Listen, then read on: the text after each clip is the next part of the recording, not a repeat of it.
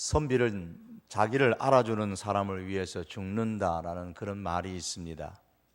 이 말이 처음에 나오게 된 배경이 이러합니다. 중국 진나라에 예양이라는 선비가 있었는데요. 요즘으로 말하면 말단 공무원이었습니다. 말단으로 생활하던 중에 지백이라는 사람이 이 예양의 사람됨을 보고서 높은 자리에 관직으로 등용을 했습니다. 그런데 이 지백이 권력 다툼 끝에 조양자라는 사람에게 죽임을 당했습니다. 갑작스럽게 주인을 잃은 이 예양은 복수를 다짐했습니다. 그때 예양은 선비는 자기를 알아주는 사람을 위해 죽고 나는 선비로서 반드시 주군의 복수를 하고야 말리라, 그렇게 결심을 합니다. 그 후에 이제 기회를 엿보던 중에 화장실 인부로 변신을 해서 조양자의 저택에 숨어 들어가서 화장실에 오는 그 조양자를 죽이려고 기다리다가 시도를 했는데 실패로 끝났습니다. 예양을 문초한 끝에 왜 예양이 자기를 죽이려고 하는지를 알았던 이 조양자가 이 예양이 하도 기특해서 그를 살려주었습니다. 그런데 이 풀려난 이 예양은 포기하지 아니하고 어떻게 하면 이 조양자를 죽일 것인가 궁리를 하는 끝에 이번에는 몸에 오칠을 하고 수염과 눈썹을 다 깎아버리고 숯을 먹어서 목소리를 변하게 만들고 그런 다음에 이제 문둥병자로 변장을 그렇게 했습니다. 그리고 조양자가 자주 드나드는 다리 근처에 숨어 있다가 그를 죽일 기회를 엿보았습니다. 마침 기회가 되어져서 역시 시도를 했는데 이것마저도 발각이 되어져서 예양은 잡히게 되었습니다. 이번에는 이 조양자가 화가 나서 예양에게 물었습니다. 왜 너는 지금까지 많은 사람을 섬겼는데 유독 지백을 위해서 살려고 하느냐? 그때 예양이 하는 말이 내가 다른 사람들도 섬겼지만은 그들은 나를 보통 사람으로 대했다. 그러나 지백은 나를 선비로 대접해 주었다. 그러므로 나는 선비로서 그의 은혜에 보답하는 것이 마땅하다. 그렇게 대답을 했다고 합니다. 대답을 들으니 조양자는 그의 기계에 감탄을 하기는 했지만은 자기를 계속 죽이려는 사람을 살려둘 수가 없었습니다. 죽이려고 할 때에 예양이 죽기 전에 이 조양자에게 한 가지 청을 했습니다. 당신이 나를 한번 용서해 준 것으로서 천하의 인심을 얻었습니다. 이제는 내가 죽을 때입니다. 하지만 은혜를 아는 선비로서 당신의 옷자락이라도 베고 죽고 싶습니다. 조양자여 들어주시겠습니까? 조양자가 그의 의기에 감동이 되어서 자기의 겉옷을 벗어서 이 예양에게 주었습니다. 그러자 예양이 칼을 뽑아 들어서 그 조양자의 옷을 3번 베고서 소리를 쳤습니다. 이것으로 지백의 은혜에 보답을 했다. 그리고 예양은 그 자리에서 자결을 하고 말았습니다. 그래서 선비는 자기를 알아주는 사람을 위해 죽는다라는 이런 말이 생겼습니다. 선비가 자기를 알아주는 사람을 위해서 죽는다면 그리스도인들은 자기를 위해서 생명을 아끼지 아니하시고 내어주신 예수님을 위해서 어떻게 살아야 되겠습니까? 우리가 예수님을 깊이 알면 알수록 예수님을 위해 살지 않을 수가 없습니다. 오늘 본문 15절 17절에서 예수님께서 부활하신 이후에 베드로에게 하신 말씀입니다. 15절과 17절에 보시면 내 양을 먹이라고 말씀하셨고 16절에서는 내 양을 치라고 했었습니다. 같은 의미죠. 모두 다 목양에 대해서 말씀하고 있는 것입니다. 이 8년 동안 목장 주인으로 생활한 경험을 토대로 해서 양에 대해서 나름대로 관찰을 하고 양의 생리를 잘 알고 있는 필립 켈러라는 사람이 있었습니다. 이 사람이 이제 목장 주인의 입장에서 양을 잘 살펴보고 양의 특징에 대해서 설명해 놓은 그런 책이 있습니다. 목자는 시편 23편을 본다, 그런 책인데요. 그 책에 보면 이분이 양에 대해서 설명을 잘 해 놓았습니다.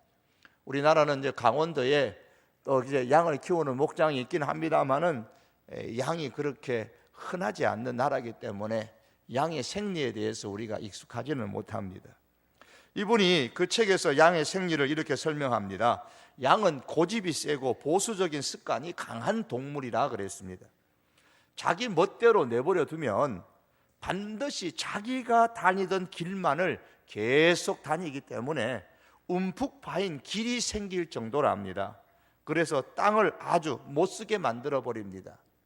이렇게 양을 많이 키우는 그런 산지 같은 데 가면 멀리서 차를 타고 지나가다가도 멀리 있는 산에 이렇게 줄이 가 있는 것을 볼 수 있습니다. 저게 뭡니까? 그러면 양이 다니는 길이라 그래요. 늘 같은 길로만 다니다 보니까 거기에 이제 길이 생겨버린 거예요. 그만큼 이 양은 다니던 길로만 계속 다녀서 나중에는 그게 움푹 파인다 합니다. 땅을 못 쓰게 만든대요. 그런가 하면 일단 한 곳에서 풀을 뜯어먹기 시작을 하면은 끝장을 본다고 합니다. 그래서 노랗게 아주 말라버린 아주 작은 풀까지도 다 먹어치운답니다. 그래서 양이 풀을 뜯어먹는 그 땅은 그대로 두면 황폐하게 되고 맙니다. 그냥 방목하고 있는 넓은 울타리 안에 방목하고 있는 이 양을 지나가면서 보면서 제 개인적으로는 고개를 이렇게 들고 있는 양을 본 적이 없어요. 다 고개를 숙이고 풀을 뜯어먹고 있는 그런 모습만 제 눈에 많이 띄었습니다. 그래서 이 양이 풀을 뜯어먹는 그 땅은 그대로 두면 황폐하게 된다고 합니다. 그렇기 때문에 양을 한 장소에 그대로 머물게 내버려 둘 수가 없답니다. 또한 양은 자기의 그 우리를 얼마나 더럽히는지 그대로 두면은 우리에서 먹고 우리에서 싸고 이렇게 해가지고 우리의 병이 들끓게 되고, 그래도 그 우리에 그대로 머물러 있는 것이 양이라고 합니다. 우리는 양 가면 깨끗하고 순결하고 그런 것만 생각을 하는데 그렇게 지저분하답니다. 만일 제멋대로 하도록 내버려 두면 이렇게 양은 병에 걸려서 다 죽게 될 뿐만 아니라 산도 다 땅도 황폐하게 되고 또 여러 면에서 좋지 않은 일들이 일어난다고 합니다. 이것이 양의 생리라고 해요. 그래서 제멋대로 하지 못하도록 자주 이동을 시켜야 하고 환경을 바꾸어 주고, 그런 의미에서 양에게는 반드시 목자가 있어야 합니다. 목자가 양들을 인도해서 다음 초장으로 또 그 다음 초장으로 계속 자리를 옮겨 주어야 땅이 황폐하지 않습니다. 그래야만 풀밭도 살고 목장도 살고 양도 살게 됩니다. 양이 스스로 자기를 인도할 능력이 없는 것처럼 사람 역시도 그러합니다. 사람이 하는 대로 그대로 내버려 두면 자신을 파멸과 죽음에 빠지게 하는 것은 물론이고 사회와 자연을 망치게 됩니다. 그래서 어떤 사회든 어떤 부족이고 어떤 민족이건 하나님께서 최소한도로 그 사회를 지킬 수 있는 규범과 법을 만들 수 있도록 그렇게 해 주셨습니다. 그러므로 양에게는 선한 목자가 있어야 하고 사람에게는 선한 목자 대신 하나님이 계셔야 합니다. 오늘 본문 가운데서 양에 대해서 말씀하며 예수님 자신을 목자라 그렇게 표현을 합니다. 예수님의 생애에 관해서 기록한 성경은 복음서라고 그렇게 말씀하는데요, 이 각 복음서의 마지막의 내용은 읽어보면 언뜻 보면 다 다른 내용 같습니다만은 세밀하게 관찰해 보면 같은 내용입니다. 마태복음의 마지막에는 가서 모든 족속으로 제자를 삼으라라는 말씀을 주시면서 교회와 성도들의 책임과 사명에 대해서 강조하고 있습니다. 그리고 마가복음 마지막 장에서는 온 천하에 다니며 만민에게 복음을 전파하라. 믿고 세례를 받는 사람은 구원을 얻을 것이요 믿지 않는 사람은 정죄를 받으리라. 마태복음과 같은 말씀이죠.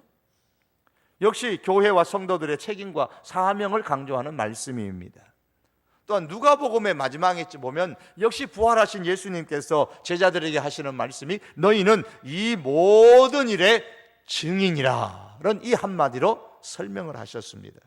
그러면서 교회의 책임과 사명, 제자들의 책임과 사명에 대해서 강조를 하셨습니다. 요한복음 보면 가장 다른 모습으로 나타나는 것 같습니다. 요한복음 마지막 21장에 보시면 베드로라는 한 개인에게 말씀하고 있는 것처럼 보입니다. 내 양을 먹이라. 그러나 이 말씀은 베드로 한 사람에게 하시는 말씀이 아니고 모든 제자들, 오늘날 교회와 성도들에게 말씀하고 있는 내용입니다. 따라서 마태복음과 마가복음, 누가복음의 제자 삼는 사역이 제자들만이 아니라 오늘날 우리 교회와 성도들을 향해서 주시는 말씀이라면 베드로에게 내 양을 먹이라라고 하신 이 말씀은 베드로 한 사람만을 위한 말씀이 아니고 오늘날 모든 교회와 성도들에게 주시는 말씀입니다. 즉 내 양을 먹이라는 것은 우리 모두가 양 먹이는 사람이 되어야 된다, 목양하는 사람이 되어야 된다는 것을 의미하는 겁니다. 오늘날 목회자에게만 이 목양의 사명과 책임을 주신 것이 아닙니다. 모든 그리스도인에게 주신 목양의 사명입니다. 예수님께서 하늘로 승천하실 때에 베드로를 비롯한 제자들을 함께 데려가시지 아니하시고 이 땅에 남겨두신 이유는 바로 내 양을 먹이라라는 목양의 책임과 사명을 감당하도록 하기 위한 것입니다. 마찬가지로 우리 성도는 예수님을 믿고 천국만 가면 되는 존재가 아닙니다. 예수님 믿고 교회를 나와서 찬송을 하고 다니다가 천국만 가면 되는 그런 존재가 아닙니다. 예수님을 믿은 이후에도 이 땅에 우리를 그대로 남겨두신 이유는 목양의 사명을 감당하도록 하기 위한 것입니다. 어떻게 하는 것이 목양입니까? 마태복음의 말씀을 가지고 목양의 의미를 생각하면 이렇습니다. 예수님께서 제자들에게 가서 제자를 삼으라 그러셨습니다. 어떻게 제자를 삼을 것입니까?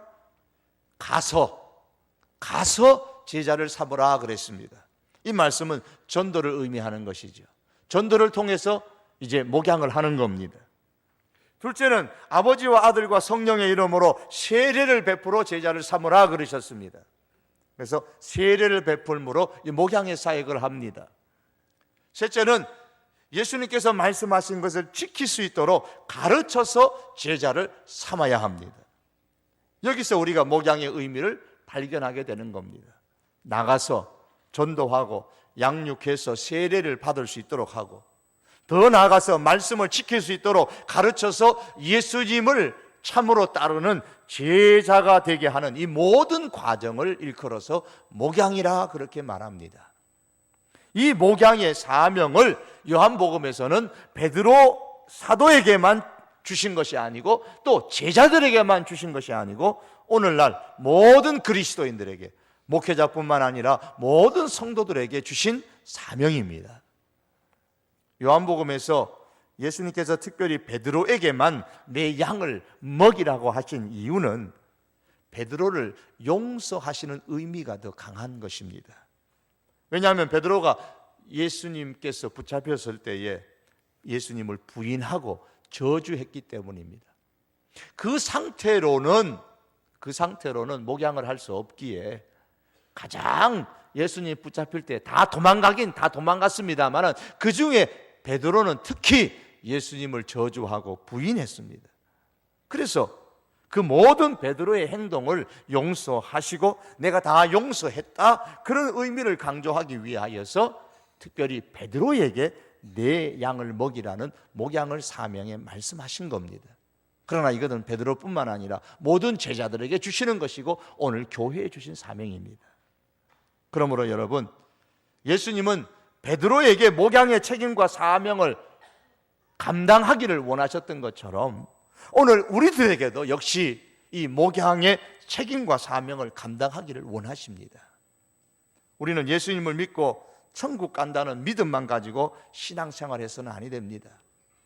이 땅에서 주님께서 생명 주시는 동안 목양의 사명을 가지고 주님께서 오라 하실 때에 주님 앞에 서야 합니다. 주님 앞에 설 때 어떻게 설 것입니까? 성경은 말씀하기는 이는 우리가 다 그리스도의 심판대 앞에 나타나게 되어 각각 선악간에 그 몸으로 행한 것을 따라 받으려 함이라고 했습니다. 생명 주시는 동안 우리의 몸으로 무엇을 행할 것입니까? 삶에 필요한 많은 것들을 우리가 할 것이지만 무엇보다도 신앙생활함에 있어서 영혼을 살리고 양육하는 이 목양의 사명과 책임을 감당하는데 우리의 몸을, 우리의 삶을 사용한다면 우리 주님께서 참으로 기뻐하실 줄 믿습니다.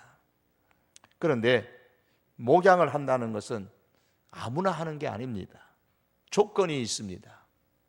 목양하는 사람은 무엇보다도 예수님을 사랑해야 합니다. 오늘 예수님께서는 베드로에게 그냥 내 양을 먹이라 말씀하지 않으셨습니다. 목양의 이 책임과 사명을 주시기 전에 예수님은 이렇게 질문하십니다. 15절에 보시면은 내가 이 사람들보다 나를 더 사랑하느냐, 16절에서도 내가 나를 사랑하느냐, 17절에서도 내가 나를 사랑하느냐, 예수님은 3번이나 반복해서 베드로에게 확인하고 또 확인하고 또 확인하셨습니다. 그만큼 이 목양의 사역이 중요함을 말씀하고 있습니다. 베드로는 15절과 16절, 17절에서 주님이 물으실 때마다 내가 주님을 사랑하는 줄 주님께서 아시나이다, 그렇게 대답을 했습니다. 예수님께서 나를 사랑하시느냐라는 질문에 베드로가 똑같이 주님을 사랑한다고 고백했습니다. 어떤 분들은 이 말씀을 보면서 헬라어의 단어적인 의미를 해석해서 예수님께서 내가 나를 사랑하느냐 할 때 그 사랑이라는 단어 2번이나 질문을 하셨는데 그 첫 번째, 두 번째 질문에 나오는 사랑하느냐의 사랑을 아가페적인 사랑, 무조건적인 사랑을 하느냐, 이렇게 단어의 의미가 질문을 했기 때문에 베드로가 그 질문에 대해서 우정의 의미가 더 담겨 있는 필레오적인 사랑을 한다고 이렇게 대답을 하니까 예수님께서 3번째 질문에서는 수준을 낮추어서 3번째에는 내가 나를 필레오적인 사랑을 하느냐 그렇게 물으니까 베드로가 예, 필레오적인 사랑을 한다 대답을 합니다. 이렇게 단어 분석을 합니다. 우리말에는 사랑 그러면 똑같은 사랑이지만은 헬라어에는 사랑의 의미가 단어가 여러 가지가 있단 말입니다. 이렇게 단어적인 의미로 해석을 할 수는 있지만 제가 보기에는 이 본문 전체를 두고 볼 때에 사랑이라는 단어의 어원적 분석은 의미가 없어 보입니다. 만일에 예수님께서 내가 아가페적인 사랑으로 나를 사랑하느냐 그렇게 물으셨다면 베드로가 생각할 때는 그렇게는 못하겠어요. 내가 하나님의 그 사랑을 내가 어떻게 실천할 수 있습니까? 내가 주님을 사랑하는 줄 주님께서 아시나이다 이렇게 대답할 것이 아니고 주님이 원하시는 수준의 사랑은 제가 못하지만 내 나름대로는 내 수준에 맞게 필레오적인 사랑을 할 겁니다 이렇게 대답을 하든지, 아니면 주님께서 원하시는 만큼은 사랑하지 못합니다, 즉 아가페적인 사랑을 할 수가 없습니다, 뭐 이런 식으로 대답을 해야 논리적인 순서가 맞는 겁니다. 하지만 베드로는 그렇게 대답하지 아니하고 사랑하느냐라는 그 질문에 그냥 사랑합니다라고 대답했습니다. 이것은 사랑에 대한 헬라어적인 단어 분석으로 본문을 해석할 것이 아니고 본문의 흐름에 따라 그냥 본문을 해석하는 것이 더 적합하다고 봅니다. 베드로로부터 사랑한다는 대답을 들으신 예수님 3번이나 질문하고 내가 나를 사랑하느냐? 사랑하느냐? 사랑하느냐? 그때마다 예, 주님이 아십니다. 내가 주님을 사랑합니다. 그 대답을 확인하고 나서 예수님께서 내 양을 먹이라고 하셨습니다. 누가 목양할 수 있느냐? 예수님을 사랑하는 사람입니다. 지금 예수님과 베드로가 대화하는 그 주변에는 2사람만 있는 게 아닙니다. 다른 제자들도 있습니다. 고기를 잡았던 고기들도 있습니다. 거기에는 배도 있습니다. 주님의 질문은 이 모든 것들보다 나를 더 사랑하느냐라는 질문입니다. 베드로는 사랑합니다라고 고백을 했고 예수님은 그 베드로에게 내 양을 먹이라는 목양의 책임과 사명을 주셨습니다. 그러므로 목양하는 사람은 무엇보다도 그 어떤 것보다도 예수님을 가장 사랑하는 사람이어야 합니다. 왜 예수님을 사랑하는 사람만이 목양의 자격이 있습니까? 내 양을 먹이라. 베드로의 양이 아니고 내 양, 예수님의 양이기 때문입니다. 베드로야, 너의 양을 먹이라 그렇게 말씀하지 않으셨습니다. 예수님께서는 내 양을 먹이라고 말씀하셨습니다. 예수님의 양을 베드로에게 위탁하셨다, 그 말씀입니다. 베드로에게 위탁하시고 승천하셨습니다. 제자들에게 위탁하시고 승천하셨습니다. 오늘날 교회에 우리 그리스도인들에게 주님의 양을 위탁하시고 승천하셨습니다. 베드로가 예수님의 양떼를 목양해야 하는 것처럼 오늘 우리 성도들도 역시 예수님의 양떼를 목양을 해야 합니다. 그럼 그리스도인들이 목양하는 책임과 사명을 수행하는 현장, 목양의 현장이 어딜까요? 교회에는 성도들이 감당해야 하는 세 가지 목양의 현장이 있습니다. 하나는 우리 주일학교입니다. 주일학교는 영혼을 직접적으로 살리는 그러한 현장입니다. 목양의 현장입니다. 다른 하나는 우리 새가족 팀들입니다. 영혼을 양육하고 가르치는 현장입니다. 마지막 하나는 구역 소그룹입니다. 구역 소그룹은 목양하는 현장입니다. 전도하고 주님의 사람으로 말씀을 통해서, 삶을 통해서 가르치고 본을 보여주고 그를 통해서 예수님의 제자로 다시 삼아가는 목양의 현장, 가장 뛰어난 목양의 현장이 바로 구역 우리 소그룹입니다. 이 세 현장이 예수님의 양떼를 먹이고 돌보고 온순히 인도하는 직접적인 목양의 현장인 겁니다. 많은 교회들은 주일학교나 새가족에 비교해 볼 때에 구역 이 소그룹의 목양의 현장을 소홀히 여기고 있는 것이 오늘날 현실입니다. 특별히 그 중에서도 소홀히 여기는 가운데서 난성 성도들에 대해서는 거의 전무할 정도로 많은 교회가 목양의 현장을 무시해 왔습니다. 여기도 우리 남성 우리 성도님들이 많이 계신데요, 말씀 훈련을, 목양의 훈련을 언제까지 받아보셨습니까? 거의 대부분이 보면은 주일학교로, 많이 올라가면 청년부 정도로 그쳐버리는 경향이 많이 있습니다. 그나마 여성 구역 소그룹조차도 활발하지 못한 것이 우리 교회의 현상입니다. 남성의 소그룹은 역시 더하고요. 이것을 그대로 두어서는 우리 교회가 다시 일어서기가 많이 힘듭니다. 우리 성도교회가 다시 일어나기 위해서 재건해야 될 중요한 것 중에 하나가 구역 소그룹 목양의 현장입니다. 이것은 저 한 사람으로 되는 것이 아니고 많은 우리 목자들이, 많은 소그룹의 리더들이 함께 일어나서 동역할 때에 가능한 것이고, 많은 성도들이 여기에 함께 동참했을 때에만 가능한 것입니다. 우리는 지금 내 양을 먹이라는 예수님의 말씀을 베드로가 아니라 바로 우리 성도들이 교회에 우리들에게 주시는 말씀으로 깊이 마음에 새길 수 있기를 바랍니다. 초대교회가 건강한 교회가 될 수 있었던 데에는 성령의 강력한 역사가 주도했던 교회였다는데, 그 원인이 있지만 빼놓을 수 없는 또 하나의 원인은 자신들의 집을 하나님께 예배하고 교제하고 전도하는 가정교회로 제공했다는 데서 찾을 수가 있습니다. 성경은 초대교회 활동에 대해서 이렇게 단적으로 설명을 합니다. 사도행전 2장 46절에 보면 날마다 마음을 같이하여 성전에 모이기를 힘쓰고 집에서 떡을 떼며 순전한 마음으로 음식을 먹고, 성전에 모이는 것 전체가 이렇게 함께 모이는 대그룹이 있었고, 집에서 모이는 소그룹이 함께 조화를 이루어서 건강한 교회를 만들어 갔습니다. 이렇게 함께 모여서 하나님을 찬양하고 성전 뜰에 모여서 하나님을 예배하는 것으로 끝난 것이 아니라, 이것이 끝나면 각양의 집으로 흩어져서 그 집에서 소그룹으로 모여서 떡을 떼고 하나님을 찬양하고 음식을 나누고, 그러한 모임들이 있었단 말입니다. 그러한 소그룹에 의해서 초대교회가 건강하게 된 겁니다.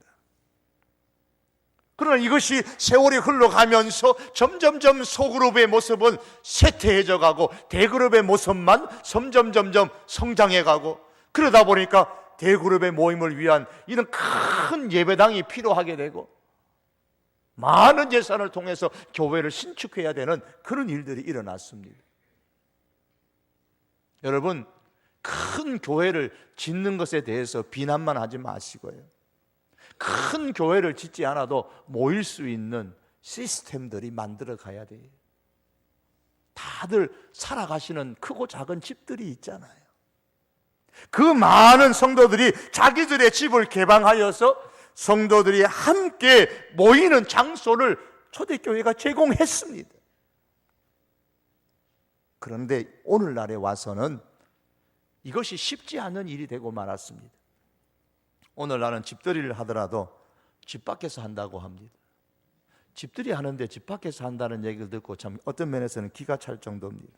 그만큼 사람들을 자신의 집으로 초대하는 것이 부담스럽고 싫다는 현대의 하나의 증상입니다.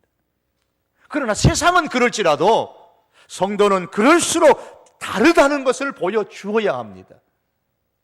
이제 우리 성도들은 초대교회 성도들처럼 집의 존재의 개념을 이제는 완전히 바꾸셔야만 합니다. 세상의 사람들은 집이라 그러면 어떤 부의 상징이나 어떤 그 자기 가족의 안락과 평안의 상징으로 그렇게 사용합니다만은 우리는 여기에 한 걸음 더 나아가서 하나님의 영광을 위하여 사용하는 집의 개념으로 바꾸어야 됩니다. 성도의 집은 성도들에게 제공함으로써 하나님을 위해서 사용하는 집이 되어야 됩니다. 우리 가족만의 평안이 아니라 성도들이 함께 소그룹으로 모여서 거기서 함께 찬양하고 함께 예배하고 함께 말씀을 나누고 함께 기도하는 그러한 거룩한 장소로 가정의 교회로 만들어 가야 합니다. 자기를 사랑하는 주인을 위하여서 생명까지 아끼지 않은 고대의 사람들이 있었다면 오늘 우리는 우리를 위하여 생명을 아끼지 않으셨던 예수님을 깊이 사랑하면서 살아가야 하지 않겠습니까? 사랑하는 성도 여러분, 정말 예수님을 사랑하십니까? 예수님께서 베드로에게 물어보시듯이 우리에게 물어보시는 질문입니다. 내가 나를 사랑하느냐? 그 질문에 예, 주님을 사랑합니다 라고 우리가 고백한다면 우리도 이 목양의 사명을 이제는 감당을 해야 합니다. 목양의 현장을 우리의 집을 삼아야 합니다. 우리가 목양의 현장에 참여하는 데는 세 가지 정도의 방법으로 참여할 수가 있습니다. 하나는 내 집을 목양할 수 있는 소그룹의 장소로 제공하는 겁니다. 또 하나는 이 목양의 목자로 섬기는 겁니다. 구역 소그룹의 목자가 되어져서 섬기는 겁니다. 오늘 여러분 간지에 나눠드린 45명의 목자로 소그룹 리더로 섬기겠습니다 라고 그렇게 고백했던 분들이 계십니다. 자원하여서 다 행한 것들입니다. 이것 또한 목양의 현장에 동참하는 겁니다. 또 하나는 아직까지는 내가 부족해서 목양의 목자는 되지는 못하지만은 아직까지는 여러 면에서 부족해서 내 집을 목양의 장소로 제공하지는 못하지만은 그러나 목양이 있으면은 구역 소그룹 속에 내가 참여하겠습니다라는 이 참여를 통해서 목양 현장에 우리는 또한 동참하게 되는 겁니다.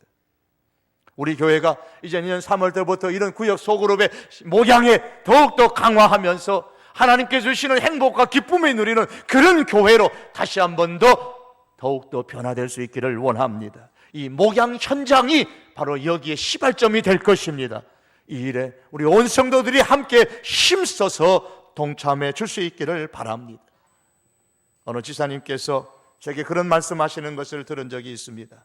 목사님, 처음에는 구역장이 되는 것이, 목자가 되는 것이 짐인 줄 알고 끌어했는데 하고 보니까 이제 깨달았습니다. 짐이 아니라 축복입니다. 짐이 아니라 축복입니다. 이게 이 목자의 사명, 영혼을 키우는 이 기쁨이 얼마나 큰 축복인 줄 몰랐다는 거예요. 여러분, 이게 이해가 안 되시면요, 아이를 키우시면서 축복이라고 여겨보신 적이 없으십니까? 자녀를 키우시면서 하나님이 내게 주신 복이라고 여겨보시지 않으셨습니까? 자녀는 짐이 아니라 축복입니다. 그렇습니다. 목양의 사역은 짐이 아니라 축복입니다. 가정에서 모이는 이 구역 소그룹의 리더가 되시거나 아니면 구역 소그룹을 위한 집을 제공하시거나 아니면 이 구역 소그룹의 일원이 되셔서 함께 목양의 사역에 동참함으로 통해서 우리 온 성도교회 교우들이 하나님께서 더하여 주시는 행복과 기쁨이 넘치는 그런 신앙생활이 될 수 있기를 주님의 이름으로 축복합니다. 기도하시겠습니다. 하나님 아버지, 내 양을 먹이라고 베드로에게 말씀하셨습니다.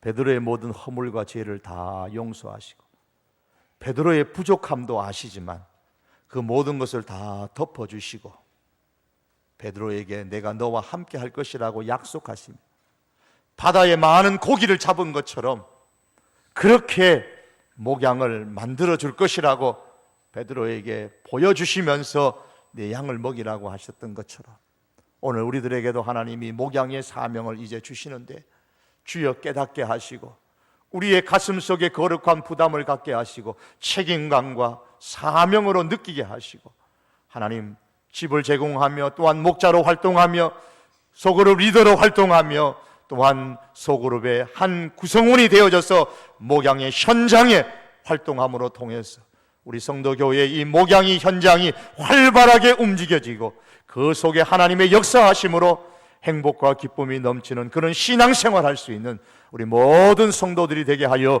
주시옵소서. 예수님의 이름으로 기도하옵나이다. 아멘.